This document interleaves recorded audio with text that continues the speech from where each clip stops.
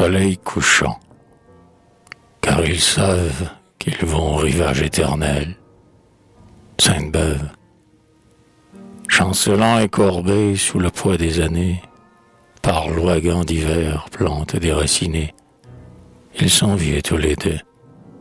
L'un près de l'autre assis, ils écoutent au loin des chansons et des rondes, et regardent sauter des fraîches têtes blondes sur les grands tas de foin par le soleil roussi.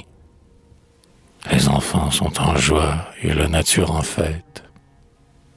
Baignés d'ombre à leurs pieds, de rayons à leur fête, les arbres du verger contemplent, et aussi, ces générations nouvellement écloses, et calculent tout bas combien de lèvres roses ils ont entendu rire ainsi. Le temps s'en va vite dans son corps monotone. Voici bientôt venir le 50e automne, le jour anniversaire où jadis ses époux se sont promis de vivre et de mourir ensemble. Elle était svelte alors, ainsi qu'un jeune tremble, lui rieur, éloquent, à la fois fier et doux.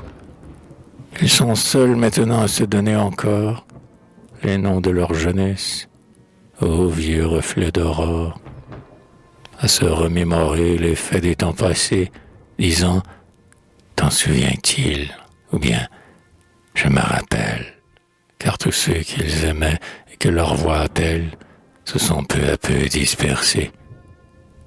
Hélas, et chaque ride à leur tempe imprimée est comme le tombeau d'une mémoire aimée. Mères, parents, amis, par la mort emportés, sont tombés autour d'eux. Comme aux forêts prochaines, reste parfois debout un seul groupe de chênes, surgissant au milieu des troncs décapités. Ou bien comme l'on voit, au soir d'une bataille, deux compagnons, portant au sein plus d'une entaille, s'appuyer l'un sur l'autre et s'entre-soutenir. Ils attendent, exempts de crainte et de murmures, de descendre au caveau que l'éternité mure, pour le sommeil sans souvenir. Car ils ont maintenant tous les deux conscience, elle par sa tendresse et lui par sa science, d'avoir accompli l'œuvre où Dieu les appelait. Et les fils de leurs fils, les filles de leurs filles, fondant pour le Seigneur de nouvelles familles, dont les fronts inégaux forment un chapelet, où la perle sans tache est d'une autre suivie, s'avancent à leur tour au chemin de la vie. Les vieux peuvent partir calmes et triomphants. Leur nom, qu'à cause d'eux toute la contrée aime, est porté dignement et le sera de même par les enfants de leurs enfants. C'est une chose auguste et vraiment solennelle de voir ces vieillards blancs de la neige éternelle garder encore leur doux sourire d'autrefois. On dirait le rayon de pourpre lumineuse que le soleil couchant de l'automne vineuse jette au glacier serein sous leurs cieux déjà froids.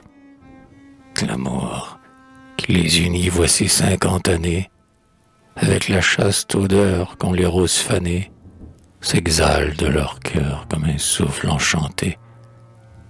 Et la foi qui soutint leurs âmes éprouvées, qui raffermit leurs mains vers le Seigneur levé, les baigne d'immortalité. Graves des maux soufferts et des peines passées, confondant leurs regards, leurs soupirs, leurs pensées, tels ils sont à présent, tels ils furent toujours.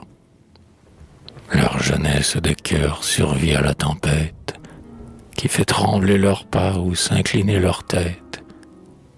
Et si le temps n'a plus que des moments bien courts, à leur prêter encore, comme dans la vallée, d'un feu d'herbe des champs monte une flamme ailée, qui jette au vent du soir un parfum pour adieu.